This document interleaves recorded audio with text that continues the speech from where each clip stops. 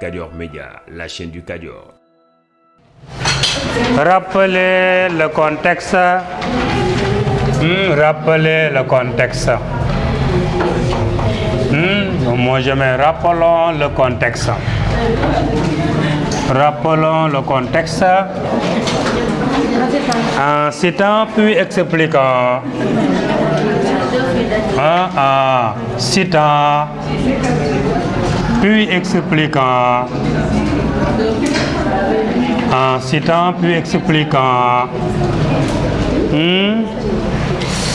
Deux faits datés. Deux faits datés. Deux faits datés qui sont à l'origine, du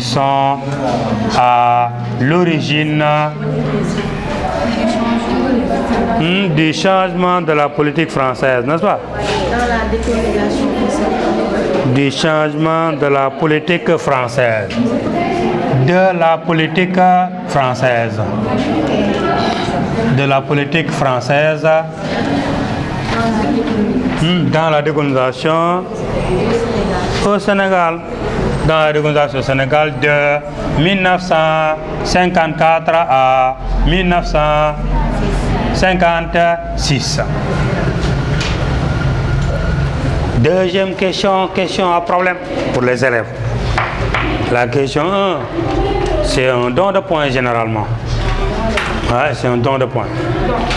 Donc, mais la question 2, il faut essayer de comprendre la question 3 aussi. Il faut comprendre. Regardez, nous avons nos textes. On va exploiter nos textes. N'est-ce pas? Mon texte parle de la décolonisation au Sénégal, n'est-ce pas? Décolonisation au Sénégal. Décolonisation au Sénégal.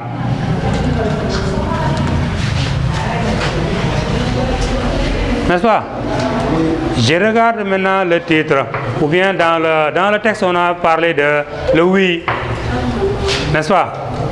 On a dit, survenu à l'absence des élus responsables, les incidents dakarois du 26 août. N'est-ce pas? Dans le texte, on a dit le 26 août. N'est-ce pas? 26 août l'année 1958, c'est la venue de De Gaulle. La venue de De Gaulle à Dakar, ou bien au Sénégal. Venue de De Gaulle à Dakar, ou bien au Sénégal. Le général De Gaulle vient au Sénégal. Le 28, le 26. Il y a de cela des années, un célèbre centre sénégalais avait dit dans la chanson « De Gaulle vient au Sénégal en 1959 ». On a dit « Oh, attention, l'histoire elle est sacrée. C'est une science. De Gaulle est venu au Sénégal, oui, non en 1959, mais en 1958, 26 août. Je ne dois pas la modifier. C'est de l'histoire. C'est des faits. L'histoire n'est pas la légende. Elle n'est pas un récit. Ou bien c'est le récit des faits réels qui ont réellement existé. De Gaulle est venu au Sénégal en 1958, 26 août. 1958, nous avons une crise algérienne en Algérie, avec la guerre d'Algérie. N'est-ce pas? La crise a entraîné la chute de la 4e République et la modification de la Constitution avec l'arrivée de la 5e République. La 5e République correspond à au retour du général de Gaulle au pouvoir. De Gaulle visite l'Algérie. Juin 1958, plus précisément le 4. Référendum. De Gaulle vient au pouvoir en France. La France est confrontée à une crise sans précédent, une crise avec une colonie, l'Algérie. De Gaulle se rend en Algérie et il rencontre les indépendantistes. N'est-ce pas? Une fois en Algérie maintenant, De Gaulle a fait la proposition aux Algériens. Indépendance, autonomie ou intégration. Après l'Algérie, De Gaulle vient au Sénégal. juin 1958, juillet 1958, août 1958, 26, il vient au Sénégal. On vous a appris ça? Jangan lain que c'est une leçon. Non, donc information bango. 1958, après l'Algérie, le 4 juin, De Gaulle atterrit au Sénégal à l'aéroport international de l'époque Dakar Yoff, 26 août 1958. N'est-ce pas? Aujourd'hui, l'aéroport c'est l'AIBD, mais à l'époque c'était le Dakar Yoff, ou bien je ne sais pas quoi encore. Les postes à Senghor plus tard, Dakar Yoff, les postes à Senghor, et aujourd'hui on a l'AIBD. N'est-ce pas? De Gaulle maintenant arrive au Sénégal. Au Sénégal, De Gaulle a été accueilli. L'accueil, on fait un peu d'histoire. L'accueil, De Gaulle a été accueilli maintenant par exemple, Mbaye Jacques Diop. Parmi les Mbaye Jacques Diop. Mbaye Jacques Diop. Vous avez entendu? Mbaye Jacques Diop de Rufisque. Ah bon? Oh, Mbaye Jacques Diop. Mbaye Jacques Diop. Il y a Valdiodio Ndiaye. Valdiodio Ndiaye. Son nom est donné, il est de Kaolack, son nom est donné à un grand lycée de Kaolack. Lycée Valdiodio Ndiaye. Un grand homme. Il y a Majmoud Diop. Majmoud Diop. Majmoud Diop. Voilà, entre autres encore. Senghor est accueilli par des porteurs de pancartes. Ces Sénégalais portaient des pancartes. Regardez ce qu'on dit dans le texte. Survenu à l'absence des élus responsables. Au niveau de l'accueil, alors il n'y a pas Senghor, il n'y a pas Mamadou Dia, il n'y a pas Lamine Gueye. Ils sont absents. Personne ne sait pourquoi. Senghor n'a pas accueilli n'a pas accueilli De Gaulle. Mamadou Dia n'a pas accueilli De Gaulle. Lamine Gueye n'a pas accueilli. Voilà quelques rares Sénégalais qui l'ont accueilli à l'aéroport avec des pancartes. Et sur les pancartes, on voyait « Nous voulons une indépendance ». Et De Gaulle prononça la fameuse phrase « Eh bien, si vous voulez l'indépendance, prenez-la ».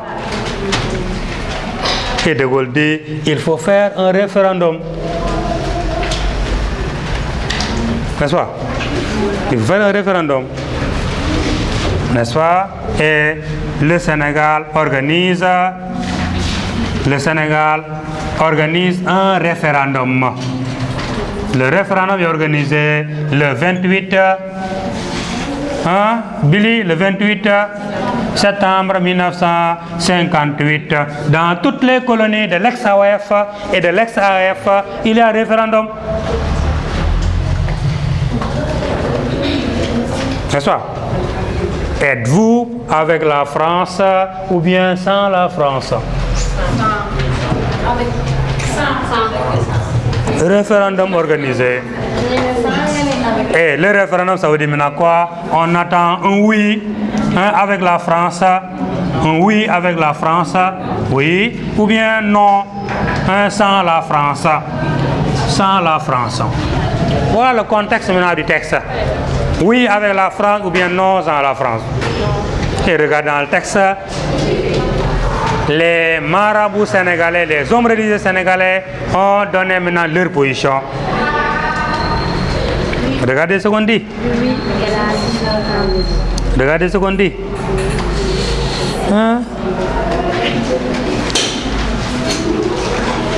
Michel Dia approuva, il était absent, approuva le besoin de tranquilliser et de prendre leurs avis puisque le même jour de son retour, il était en voyage d'Afrique.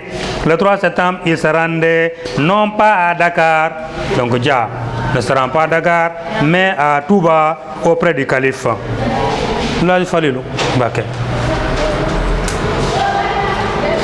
Celui-ci, donc là, il fallait le Mbacké, ne tardait pas à rendre en faveur du oui l'oracle, ce qu'on appelle aujourd'hui l'indigal. Serigne Fallou avait donné l'indigal que les Sénégalais doivent voter oui avec la France. Oracle, l'indigal. Aujourd'hui, c'est révolu. Hein? Aujourd'hui, personne n'ose donner l'indigal. Que ce soit Mouride, Khadra, Tijan, les Sénégalais, maintenant, je ne sais pas comment on pourrait l'appeler. Aujourd'hui, chacun laisse son talibé aller, hein, alors avec qui il veut. Donc, Serigne Fallou a donné sa position, le oui. N'est-ce pas? Qu'aucun fidèle ne saurait transgresser. Ndigal, mom ndigal la kenn moko tegg. Loolu ndigal la joxe mom. Prise de position d'autant plus impressionnante qu'on ne l'avait jamais vu dans le passé. Les grands chefs religieux diffusèrent des déclarations politiques par écrit ou par radio. Quant à la confrérie des Tijanes, plus nombreuse, à l'époque les Tijanes étaient plus nombreux. À l'époque, je dis bien, nous sommes en 1950 et combien? 58. Il y avait plus de Tijanes au Sénégal que de Mourides. Bon, maintenant c'est à vous de me dire. Je suis historien. À l'occasion du Gamon ou pèlerin annuel 23 septembre à Tiawan, qu'ils s'attendaient de voir le grand chef El Hadj Abdou Aziz Sy leur confirmer la consigne du oui. Donc à Tiawan aussi on confirme qu'on doit voter le oui. À Touba, on donne la consigne, il faut voter oui. N'est-ce pas? À Tiawan, on donne la consigne, il faut voter oui. N'est-ce pas?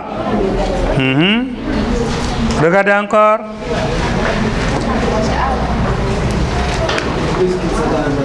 À ce soir, le grand marabout El Hadj Ibrahim Niass de Kaolack fournissait une justification tirée du Coran. Lorsque Dieu ouvre une porte de paix, il faut entrer avant qu'elle ne se referme. Ça veut dire quoi? Lui aussi, il était pour le oui, le référendum proposé par la France et que le Sénégal doit voter pour le oui. Ça, c'est avant le référendum. Regardez la date, 1958, le 26 septembre. Référendum, j'ai dit 28. Avant le référendum, les chefs religieux ont donné leur position que les Sénégalais doivent voter oui. Aussi bien à Touba, aussi bien à Tiawana, aussi bien à Kaolack. 2 jours plus tard, il y a le référendum. Qu'est-ce qu'on vous a appris? Qu'est-ce qu'on vous a appris avec le référendum au Sénégal? Hein? Alors le oui l'a remporté à hauteur de 97%. Victoire du oui. Au Sénégal, le oui a remporté.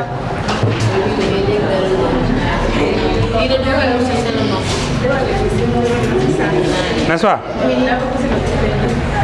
Donc moi, mon texte qui porte sur décolonisation au Sénégal, plus précisément les référendums. Quelqu'un qui comprend mieux, il pourrait mettre référendum du Sénégal. La décolonisation est plus vaste, mais on pourrait prendre référendum. N'est-ce pas? Tout mon avis? Hein?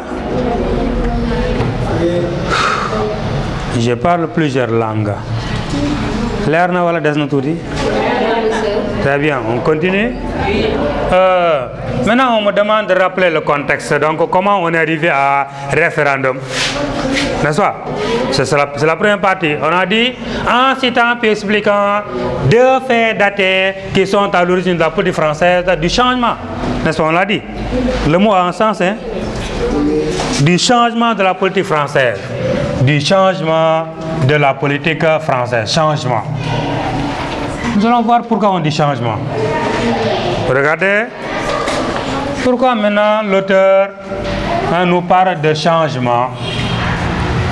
Pourquoi l'auteur nous parle de changement? Nous avons maintenant le contexte 1944. 1944 ou bien, oui pourquoi pas, on met 1944, conférence de Brazzaville. La conférence de Brazzaville. On vous a appris Charles, n'est-ce pas? Ne me dites pas non, je vais appeler votre prof directement. Ah oui.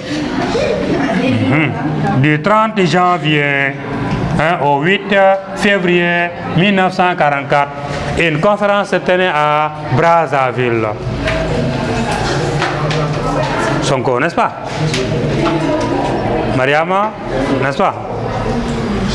Oh, bon, Massali. Conférence de Brazzaville. La conférence de Brazzaville est une rencontre en Afrique sans les Africains. N'est-ce pas? À la veille de la fin de la guerre mondiale, De Gaulle organise une conférence dans la capitale de l'AEF, Afrique équatoriale française. AEF. AOF. Ici, capitale Brazzaville. Dans le Congo, ici AOF, capitale Dakar, dans le Sénégal. Une conférence organisée, n'est-ce pas? De Gaulle organise une conférence à Brazzaville. C'était une rencontre de gouverneurs des colonies. Rencontre donc en Afrique sans les Africains, donc que les gouverneurs. N'est-ce pas? Et à Brazzaville, objectif, on a dit non à l'indépendance. De Gaulle dit non à l'indépendance à la fin de la guerre mondiale. De Gaulle dit non à l'autonomie. Non à l'autonomie à la fin de la guerre mondiale. Cependant, il dit oui à des réformes. Voilà. Brazzaville. Je veux que l'élève comprenne pourquoi on parle de changement. 1944, à la veille de la fin de la guerre mondiale, malgré la participation des colonisés, De Gaulle anticipe, prend les devants. Il convoque les gouverneurs des colonies dans la capitale de l'AF et il dit qu'à la fin de la guerre mondiale, préparez les colonies, il n'y aura pas d'indépendance. À la fin de la guerre mondiale, préparez les colonies, il n'y aura pas d'autonomie. À la fin de la guerre mondiale, oui, la France apporterait des réformes. Voilà la posture de la France en 1944. Tout le monde a vu ça? Mara, n'est-ce pas? Hein? Décolonisation au Sénégal. Ouais, mais bon. D'accord. Ça vous permet de mieux comprendre. C'est pas grave. N'est-ce pas? 1944, 1956. 1956, plus précisément le 23 juin, la France a voté une loi appelée la loi cadre ou bien la loi Gaston Defferre.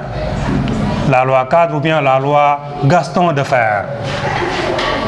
Ministre des colonies. Gaston Defferre était ministre des colonies français. 1956. La loi cadre 1956 a comme objectif d'apporter une autonomie dans les colonies. Une autonomie dans les colonies.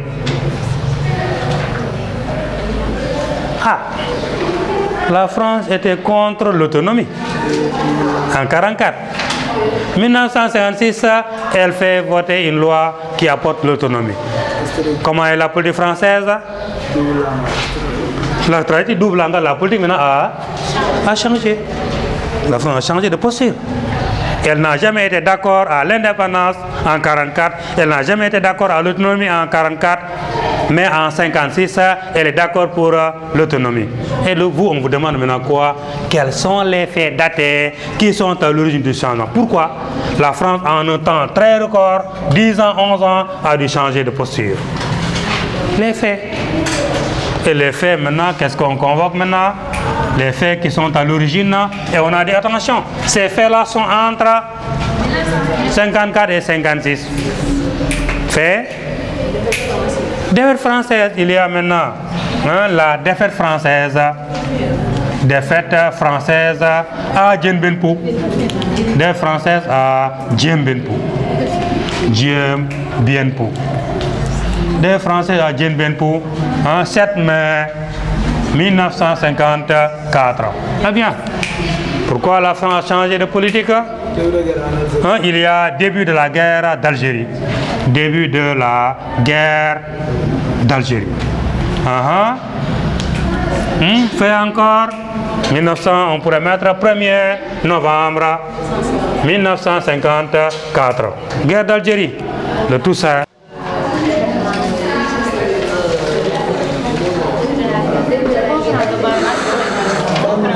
Bon, anticolonialisme, donc on ne peut pas prendre une date là, ici. C'est juste pour vous permettre de comprendre. Mais les faits, on pourrait partir de Genève ou bien encore les éléments d'en haut. Début de la guerre d'Algérie. Bandoun, on a déjà mis dans le cahier. Pourquoi pas? Début de la guerre d'Algérie, ou bien encore des Françaises à Djenbenpo. On prend les deux, n'est-ce pas? Très bien. Les deux sont dans le cahier. Anticolonialisme de l'ONU est dans le cahier.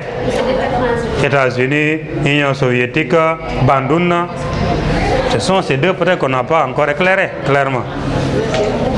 Oui. 1er novembre. La guerre, c'est le 1er novembre. Le Toussaint, 1er novembre. Fête des morts dans les catholiques, n'est-ce pas, Sambou? Toussaint. C'est bon. Regardez maintenant, je récapitule. Mon texte porte sur quoi? Décolonisation au Sénégal, plus précisément la veille du référendum. N'est-ce pas?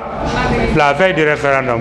Je dois rappeler comment on est arrivé à ce référendum et je dois expliquer deux faits qui sont à l'origine du changement de la politique française. C'est bon? On va prendre une synthèse. Effacez-moi le tableau. Le contexte général de la décolonisation du Sénégal. J'ai changé de format, particulièrement à l'organisation du référendum du 28 septembre 1958. Tout ce qu'on dit dans le texte, c'est le référendum préparatif, et donc le oui et le non. Mais le tout est dans la décolonisation au Sénégal. Avec la crise algérienne, le général Charles de Gaulle propose un référendum aux anciennes colonies de l'Afrique occidentale française, AOF, et de l'Afrique équatoriale française, AF, pour apporter une autonomie. Autonomie. Je vais entrer dans le changement de la politique française. Le contexte. Ce changement, donc l'autonomie que la France propose, ce changement de la politique française est dû à un contexte international défavorable de 54 à 56. 2 points, défaite française à Djenbenpo, 7 mai 54. Début de la guerre d'Algérie, 1er novembre 1954. J'ai mis 3 points de suspension parce que la liste est longue. Je pourrais mettre conférence de Bandoun. N'est-ce pas? On a dit 2, j'ai mis 2. Qu'est-ce que j'ai fait? Citer.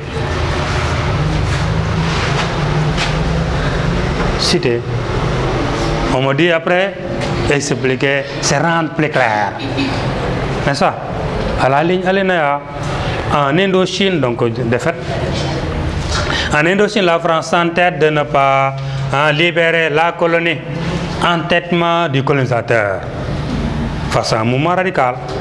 D'autre part, les nationalistes appellent à la lutte armée, Ho Chi Minh. Ainsi, la France entame une guerre de 8 ans avec la colonie, guerre d'Indochine. L'armée française est battue en 1954 dans la cuvette du Laos, Djenbenpo. Dans la cuvette de Laos, Djenbenpo, 15 000 soldats français sont capturés, 12 000 exécutés, 3 000 survivants. Donc le général Giap, Nguyen Vian Giap, le général de Ho Chi Minh, il a réussi à capturer des soldats français dans la cuvette du Laos appelée Djenbenpo. N'est-ce pas? Et la France est battue, elle est contrainte à une négociation, elle négocie à Genève, les accords de Genève. Vous avez appris ça? À la ligne, 3 mois plus tard, si je prends la date de la conférence de Genève, juillet 1954, septembre 1901, août 1954, septembre 1954, octobre, novembre, ça fait combien? 3 mois. ou bien 4 mois. La conférence de Genève, c'est de juillet, 20 juillet 1954, août, septembre, octobre, novembre. Donc 3 mois, 4 mois plus tard, les indépendantistes algériens déclenchent la lutte armée contre la France. C'est le début de la guerre d'Algérie entre le Front de libération nationale, FLN, et l'armée française. On n'a pas dit analyser, expliquer la langue plus claire. Taxonomie, il faut que vous sachiez. Interpréter moi lan, analyser moi lan, expliquer moi lan. Nous avons déjà, tu es sur la voie. Du non. Si on analyse la guerre d'Algérie, on donne une guerre, des conséquences de guerre. Du non. Voilà, comme je dis.